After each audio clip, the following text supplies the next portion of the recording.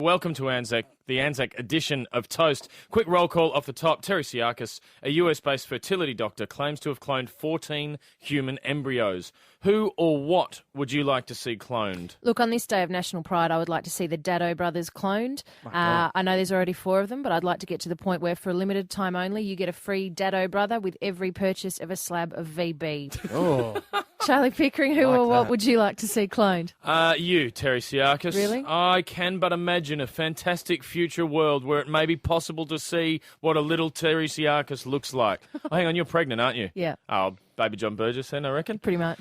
Justin Hamilton, who or what would you like to see cloned? I'd like to get 22 clones of myself. And because that way that when I'm, having a quiet moment, I don't have to worry about rearranging mirrors. Coming up on Toast this morning, Toast pays tribute to some of the forgotten heroes of lesser-known wars that may or may not have even existed. You are a sick man. Whatever. Plus, I'm lonely. Plus, your chance to become our carryover bogan in the world's only bogans-only quiz, Let Bogans Be Bogans. All that and more on the most the most ill-defined concept in radio, but we've got heaps of it. There's more, heaps more, coming up on Toast, your weekend breakfast show with Terry, Charlie and Justin on Triple M. Terry Siakis, what is fresh off the newswire this morning? Well, this morning, I'm outraged. News this morning that donut company Krispy Kreme has drawn the ire of Arnott's Biscuits for ripping off their famous iced Vovo biscuit. Krispy Kreme has launched a donut known as the Iced Dovo. The donut features the unmistakable shade of pink fondant, the coconut sprinkles, and the hidden raspberry goodness. All that's missing What's it called? is the marshmallow, the Iced Dovo. Yeah, I hope they took the rest of the day off after they came up with that name. Dovo. Yeah, both in terms of coming up with the name and the content of the donut. Sounds very familiar, doesn't it? My God. If they were going to rip something off with a similar name, why didn't they make a donut with a hot chick on it and call it the Iced Dodo? Who... Well, Arnott's lawyers have asked for the donuts to be removed from Krispy Kreme's shelves, but Krispy Kreme have refused, with a spokesman for the donut company saying, "Hey, it's a donut, not a biscuit. We're paying homage to an Australian classic in a world of doom and gloom. I'm just trying to sell a few donuts and make people happy." Yeah, whatever. You know what? Yeah. When I re-released Thriller, I said it's not quite clearly not Michael Jackson doing it. It's me doing it. Some You said white it- boy from Adelaide. You said it was doing an homage. You said, I'm Yeah. doing Yeah. an homage. Yeah, I called myself Michael Jackson, and everyone cracked it. But Still paying back I'm the fines. outraged about this. The Iced Vovo is an Australian icon, and Krispy Kreme can keep their... I tell you what, I'm so outraged over this, I'm going to fire up a Rodney So early. over this one. Yep, fire it up. I hate that when that happens, yeah. I hate that, I hate that. You know what I hate on this day of national pride? I hate it when American companies come over here, they take our jobs, they take our women, and then they take our donuts. I hate that when that happens, yeah. Yeah, so do I. I'm not going to stand for it. Well, come with me, Justin. 'Cause All you know what right. I'm going to do? Later on this afternoon, when Krispy Kreme open up, later on this afternoon, I'm going to walk up to one of their beautiful glass donut display cases. I'm going to drop my pants and I'm going to do a pressed ham right up against it. And I'm going to say, "Cop that for an Australian classic Krispy Kreme. That's sensational. Pay homage to that. Yes, put that on a Krispy Kreme. Glaze it." Glaze it all the way. This is Toast on Triple M. Today is Anzac Day, a time for remembrance and two-up.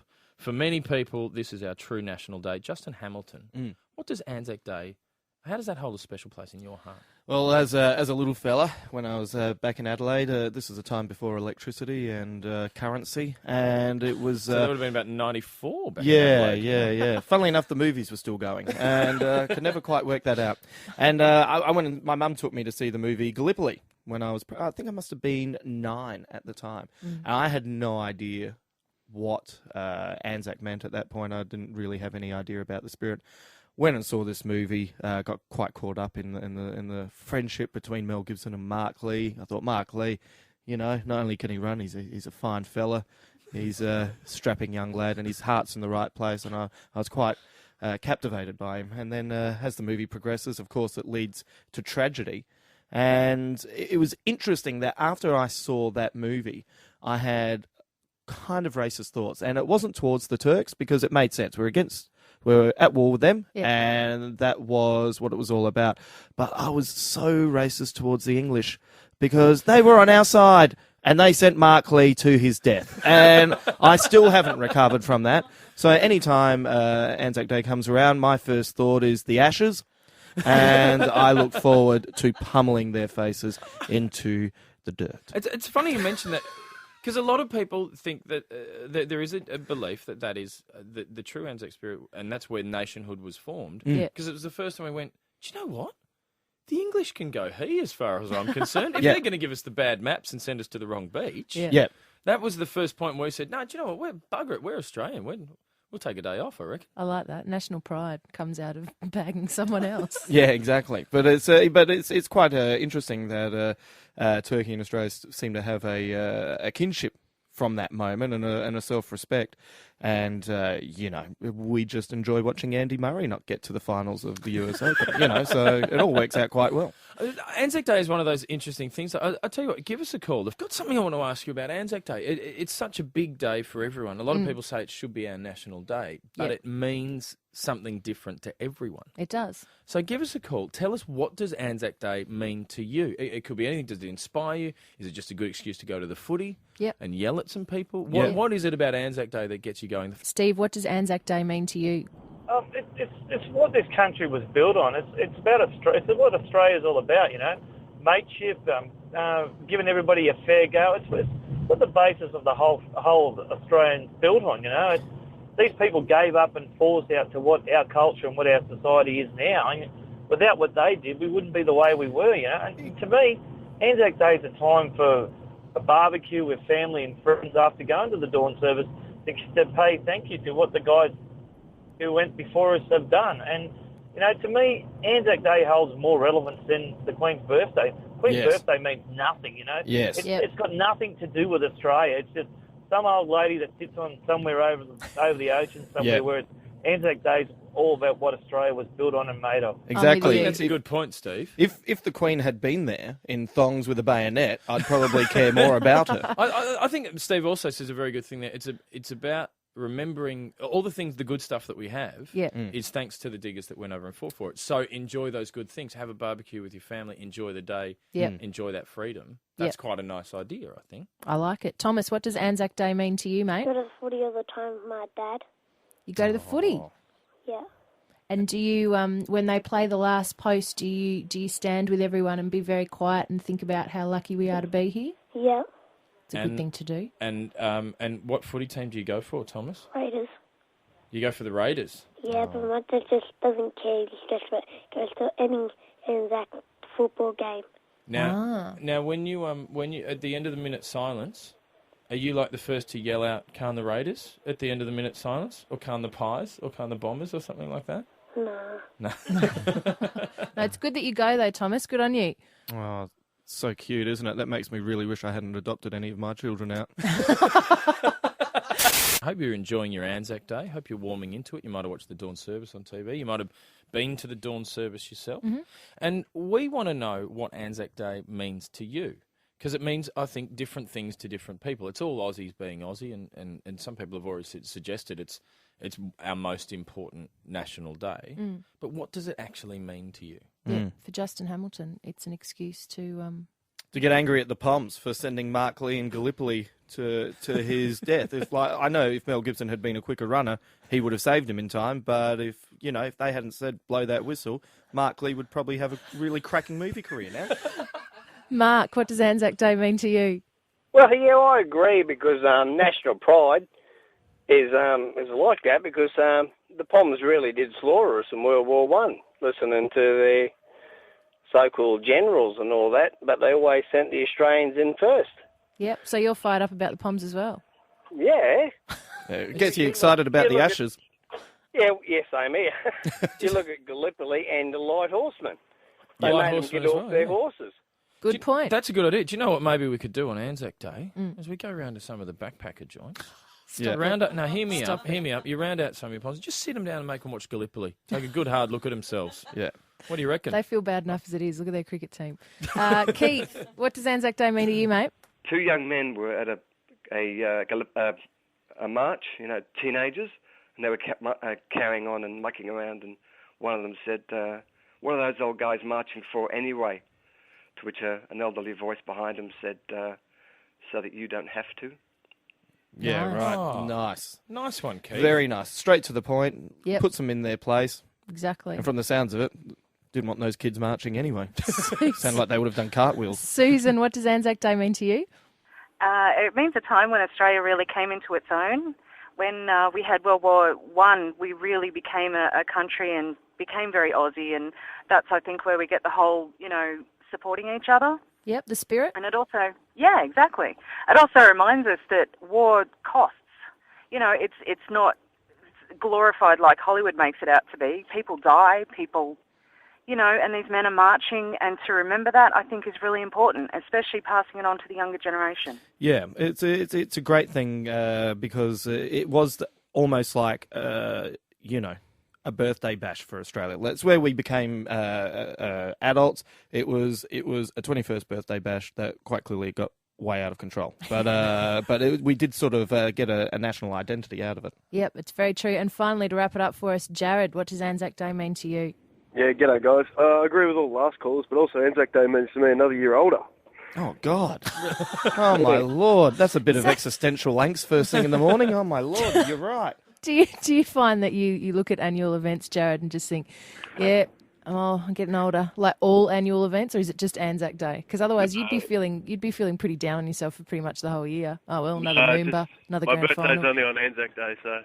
Ah, so it is your actual birthday. Yeah, 25th of April. There you go. Well, happy birthday.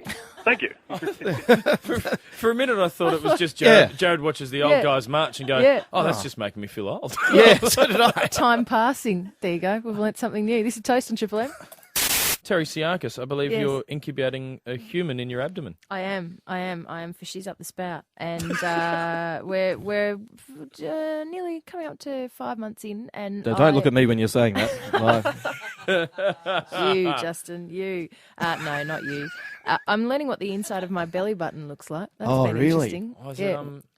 is it transposing itself out? It is. Well, I've got an innie, Goodness. or at least I had an innie, and as my tummy starts to pop out, the innie is slowly becoming an outie. Yeah, Is is it quite feeling freaky. weird? It is. It's feeling a little bit odd, but it's a shame that I'm losing the innie because it no longer collects lint, and you know how much I love vacuuming. Yeah. So it's like a good way I to don't start the get day. I don't like it's really pushing out to the point where if my belly button could sing, if it could get up and do karaoke, it would have to do the Doors Break On Through to the Other Side. Right. Because that's how far out. And it's got a mouth. Now, Yeah. do you have, without going into too much personal detail, Yeah. do you No, I'll go there. do you have a belly button piercing? I do, yes. Is there a risk that will kind of go missing in the procedure and your baby comes out with an earring? Will that, is that, Or is could that it possible? Could your tummy don't get so know. big it will fire off and you'll be up on murder charges? Yeah, I think it's more like that. I think there is going to be a point where it just reaches literally breaking point and just flicks off and, Oh, my injures eye. someone, and suddenly I'm liable. But in any case, the belly is getting bigger, which means that the sprout is getting bigger, but she's also getting clever because she started keeping a diary. Meanwhile, inside Terry's womb,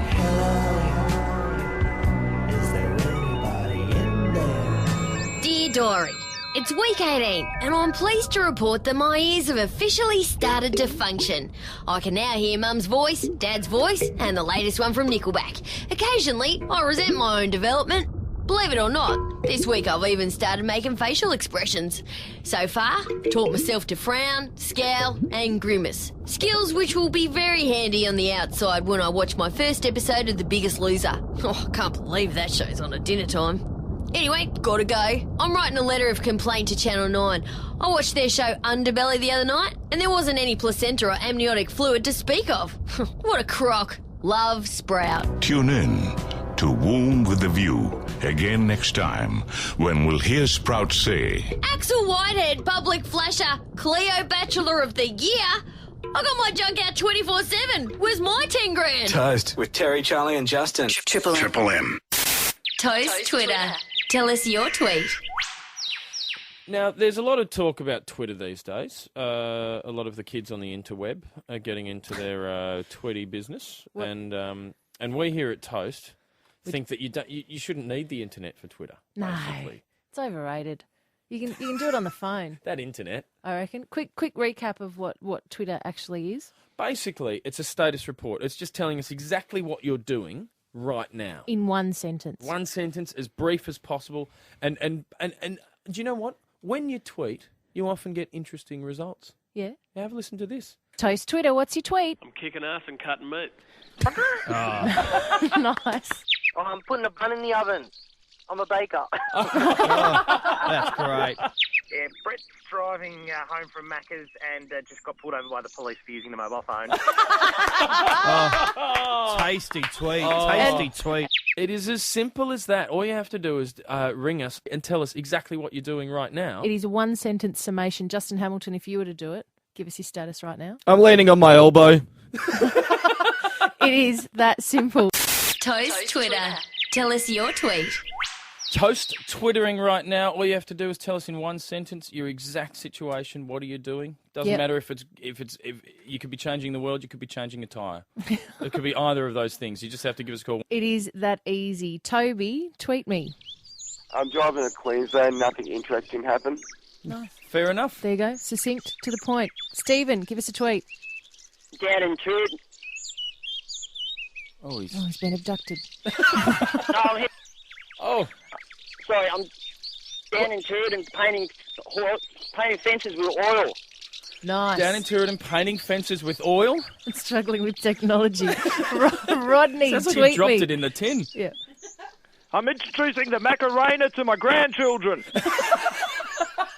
Sounds like child abuse. Nice. I like that. Evan, give us a tweet. Driving to Bathurst for the picnic races. Nice one. Yeah, That's a I like nice it. day ahead. Brent, tweet me. I'm building a rally car for China to race in China. Oh, sensational. What a gun. That's inspiring. It's an exotic tweet. And very DIY. Peter, give us a tweet. Trying to pry the dummy out of my 3-year-old's mouth because she's too old to have it. You, sir, have a battle on your hands. I like it. If you want to tweet us anytime, Toast on Triple M. Pub Professor Justin Hamilton, tell us something we don't know. Did you know that according to a recent poll, 84% of blokes aged 19 to 29 would rather do without their current partner than give up their web connection? You know, the most pathetic thing about that is that the remaining 16% only want to keep their partner because their partner pays for their web connection. Yeah, they do come in handy sometimes. This is Toast on Triple M. Do you like your news with plenty of ill-informed opinion? Saturday paper too heavy for you? Never learn to read? The Toast team gives you the news you need without all the annoying facts. In The Last Word. Wrapping up the news of the week, sport and weird asses on the way, but obviously the big story is Anzac Day. It's arguably our true national day. It's going on right now. People have been to the dawn service. They're having breakfast. They're catching up afterwards. The marches are coming up. Yep. And plenty of two-up and drinking to be done in the afternoon. But one interesting news story that came out of Anzac Day to me was some people have made the argument that Aussies who are tourists, essentially, you know, backpacking around Europe or going on holidays over to Europe, they've been asked to maybe stay away from Anzac Cove, from Gallipoli itself, on Anzac Day for Really? the Anzac service. You Why? know how it's become this enormous thing Well, where it's a pilgrimage. it is a pilgrimage. What a lot of people are saying is it's become a bit too much of a party. You know, like people are actually going and they're taking an esky of beer while they camp out overnight for the dawn service. And it's lost some of the solemnity that it should have. Right. And, you know, when they have to spend 3 days cleaning up tinnies afterwards, Yeah. you know, that maybe isn't what the dawn service should be about. I don't know what you guys Well, think of that. It's not the big day out.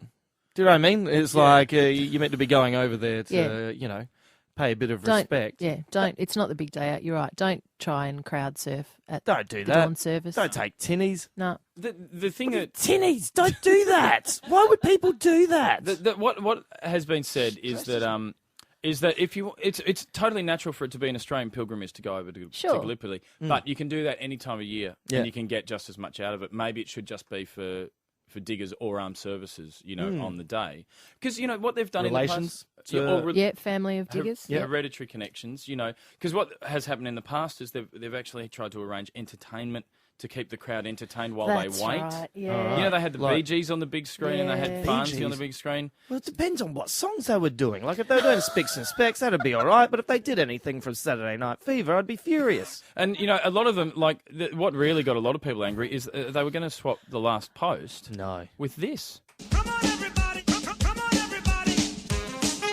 Now, that's wartime, but it's not respectful. No, it just it's shouldn't not. happen. You know, You're going to have to get Chubby Checker in. He had nothing to do with the Anzacs. It is. It's disrespectful. now, and on the topic of respect, see, I think maybe this isn't a bad idea. It should be maybe a bit more limited because anyone can go any time to Gallipoli That's and pay right. their respects and get just as much out of it. Mm. But here at Toast, we're into paying respect to those who deserve it. Yeah. And we've been working on a very special project, some of the heroes who perhaps get forgotten about on Anzac Day. This is Toast on Triple M.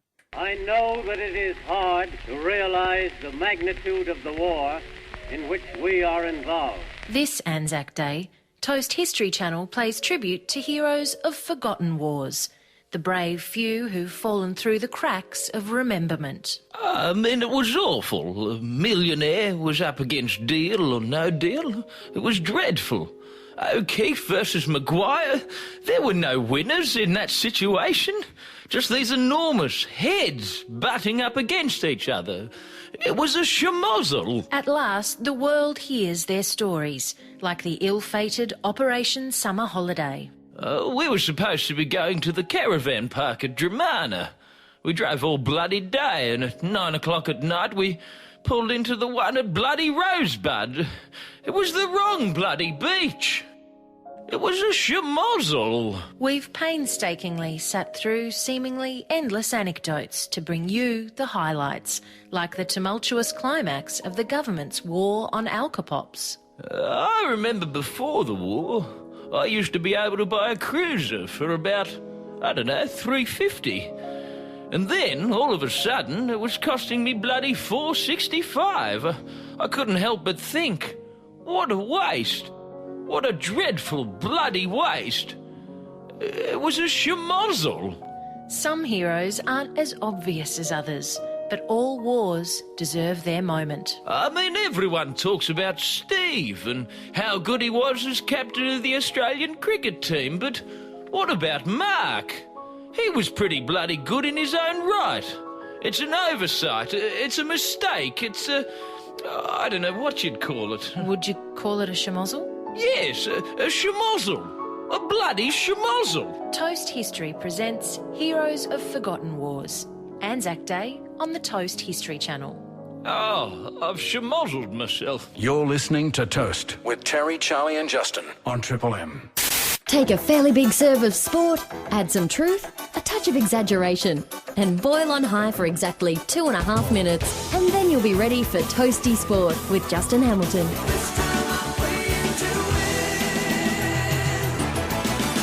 Juzzy Hamilton, footy last night, pretty embarrassing night for Port Adelaide. Yeah, St Kilda 15-12, 102. The Port Power 5-6, 36. They went scoreless in the second quarter. Scoreless in Yeah, the quarter. they did. I love it because I hate Port, and I just really dig it. I quite like St Kilda, but I just really dig it. Warren Treadray, no goals, no skills. Too bad, Warren Treadray. They were talking about you coming back. Yeah, I remember all of those times that your Port teams used to beat my SNFL teams, and I just loved every second of that quarter. I don't care. I'm going out on a limb to say I don't like Port. There you go, I've said it. And you're from Adelaide. I am from Adelaide. I know. The only time we liked when Port played away from home was because you knew the crime rate had dropped by 72%. Anyway. Now, cricket. In the world of cricket, Dubai is obviously the traditional home of cricket. The DCG? Yep. How are the Aussies going over in Dubai? They did. They won. They've even the series 1-1. More importantly, though, Aussie Test opener Philip Hughes marked his Middlesex debut with 100 at Lords. So, the stuff that's going on in Dubai, yeah, exciting as. But the Ashes is coming up. Philip Hughes has gone over there, clocked 100. I'm telling you, I'm going out on a limb here. He will be better than Bradman. There you go. I've said it. I've said it on Anzac Day as well. Mark this down, Bron. That has officially happened, and in 20 years' time, I'm going to be sitting here quite smugly and also wondering why I'm still here. Now, one more thing. In swimming, apparently the head coach of the Aussies is furious. He's Head swimming furious. Yes, Alan Thompson says the 100-metre freestyle world record set by Frenchman Alain Bernard, or it might have been Alain Bernard. Whatever, it's my day. They said they're not going to accept it until FINA gives the new suit the green light. So they're saying he's got a new suit, and they're saying, you know, it's a little bit unfair. But I saw Nick Darcy doing some circle work in the pool, and his new suit is amazing. You should check it out. It's got a massive keel on it, and I reckon he deserves to win just because he can stay buoyant. I think I've only got a problem with a suit. If it's an Aquaman suit, Yeah. then you just go, hang on a minute. Yeah. Yeah, you were living in your underwater fortress. Yeah. Nah, you shouldn't be. Or if they've just completely lost the plot and jumped into the pool in a three-piece with a nice tie, cummerbund. That was all right. Not that kind of suit. Little propeller on their bum. Yeah. Now, I have a massive issue with the world of sport that I want to raise. I'll do it in a sec. We'll take a song right now. We've got some Evermore right now on Triple M. But up next, I've got a massive question, a massive issue to raise in the world of sport. I've got a huge beef. Check it out. Triple M. Ugh. We just had the sport wrap-up with Justin, Charlie, and you were ready to tee off on sport. You have some sort of beef with the sporting world? Massive beef with the sporting world. I'm tired of various sporting results being ruined when I've recorded the game and haven't had a chance to watch the game. Oh, that's all right. So I'm a big fan of English Premier League. I'm a Liverpool fan, right? And thanks to the wonders of Foxtel IQ, I've IQ'd all of the Liverpool matches for the season. Fantastic. And it's the business end. It's the pointy end of the season. They're kind of in with a shot of winning the Premier League. Every match counts. But here's the thing: I've been coming home late at night. Yeah. And quite often I'll listen to news radio coming home late at night. Yeah. Because it kind of keeps me awake, just listening to news. For whatever reason, that keeps me up while I'm driving. Yeah. And then every morning when I get in the car, I turn it on. It's always at the same time. Debbie bloody Spillane on news radio. The Rust and I Bucket. hear it. As soon as I turn the car on, it's always, and Liverpool drew 4-4 with Arsenal overnight. And it ruins the game I've recorded. I was going to come home and watch that. Yeah. And it's just not fair. Sorry, what happens if you know that Liverpool wins? Does still, you know, because then you just can feel relaxed while watching it. Yeah, but that's the problem. Like, for example, Liverpool drew with Arsenal 4-4 during the week. It was one of the great Premier League games between two traditional rivals. It was amazing, and I watched it, and it was exciting. And the whole time I was thinking, how much more exciting would this have been had I not known that Liverpool came from behind and drew 4-4? I was furious. It's kind of, and you know, it used to happen. It used to happen a lot worse. You know, on the news, when they'd be replaying the day's football game that night, and then on the news they go, and here's the results of today's match between St Kilda and Port Adelaide. If you don't want to know the results, look away now. And then it'd always go, oh, what a thumping! What a thumping St Kilda just gave Port Adelaide. So I've got a bit of a theory. Yeah, okay, yeah. Right, every sporting fixture, every match that is televised, should be given a code word. Right. How do you mean? Well, for example, let's say Liverpool Arsenal during the week. Right. That would have been given the code word pancakes. Right. And before anyone says a sporting result on any form of broadcast, they should have to say pancakes, pancakes, pancakes, right? And if you go, oh, pancakes, no, hang on, I want to watch Liverpool Arsenal, and you can turn your radio off. Just a bit of a warning. Right. Because you can tell the moment someone goes, and didn't Liverpool, and you know. It's too at that late. point. Yeah, so, you know, pancakes, trousers, you know, today Essendon's playing Collingwood. If you taped it, wanted to watch it tonight, they have to come on the news and go, trousers, trousers, trousers, and the result of the Anzac Day game. Sounds extremely convoluted if you follow a lot of teams. Like, you'd have to remember a lot of words, wouldn't I reckon. And why pancakes and trousers? Do you they're see something in these games that we don't? No. This is it could be anything. It could be Umbrella Ella. It could be that. Oh, right. But the Hawks are playing this weekend, Umbrella. If someone said, strawberries, and I think, I don't want to know the result of the French Open, and then it turns out that that's talking about an NBA basketball game, like, it's just too many. You know what I reckon you should do? Is just stop listening to the news. I guess that would solve the problem. Yeah. Simple solutions for simple people. This is Toast on Triple M. We'd asked news from Glasgow this morning, where a Scottish police officer has confessed to following the Jedi faith and using Jedi mind tricks to get the truth out of crime suspects. Wow. 45-year-old officer Pam Fleming says being a Jedi is a way of life, and she knows of at least another 8 other Jedi officers at her police station, which, in my opinion, would bring that station's tally of long-term single people to 9. Wow. Would you guys be worried if your local police force was that obsessed with Star Wars that they were using Jedi mind tricks and, I freak out professing over to be of the faith? Yeah, I freak out for 2 reasons. One is it's a woman. Like, that freaks me out. Like, Why? I'm sure it was going to be, some guy, and you go, oh, nerd, but it's a woman. Like, Chicks can be nerds too, Judgy. Yeah, I know, but, you kind of hope that they're not. And but the other thing is that this is in Glasgow.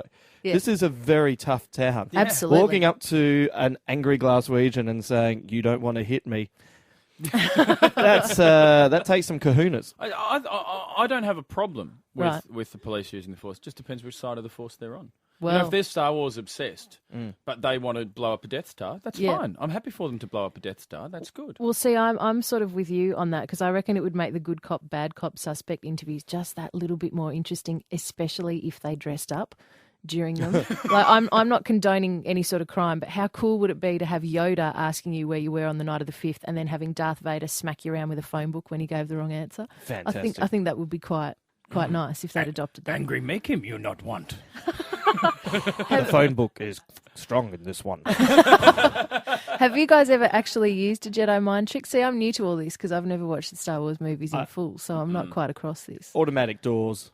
I walk up and I always just give it a little flick with my hand, just, because that's the parting of the doors. I Like still walking do into a that. 7-Eleven, you wave your hand just Yeah. so the door's open. Yeah. Yeah. I when I was a kid, if I was meant to have done chores and I hadn't done them, I used to try and use Jedi mind tricks to make my parents not notice that I hadn't mowed the lawn Really? or something. Like Dad would come home and I would sit there thinking, don't notice that I haven't mowed the lawn. Don't notice that I haven't mowed the lawn. And always be like for 2 hours, Dad would say nothing, and I'd be thinking, oh my God, it worked. And then he'd go, yep, and you haven't done the lawn. Oh! Didn't work. Lights, coming up to lights in a car. I try to change them with my mind. You don't drive. I know, but that's why. That's how good he is. I can concentrate because other people have to watch out for other cars. Well, look, in any case, I personally think that having members of the police force model themselves on characters from the Star Wars films is fine. Things could be worse, people. They could be modelling themselves on characters from the Police Academy movies. Oh, Lord. Gutenberg! Tackleberry! No guns, just... This is Toast on Triple M. You've got to let bogans be bogans.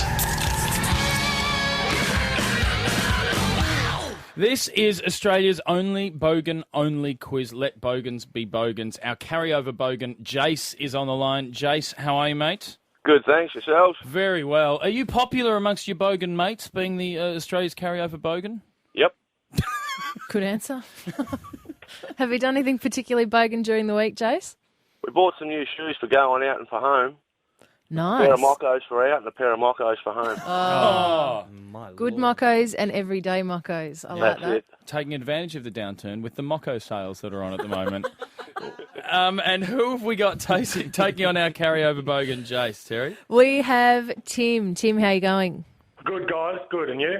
Yeah, not too bad, thanks. What do you think qualifies you as being a contender for our carryover bogan, Tim? Oh, it's got to be these East Coast jeans I've got on, and me good set of kayaks, the denim ones. Nice. That is sweet. East Coast jeans, that's a bogan heirloom. You hand that down from generation to generation, surely.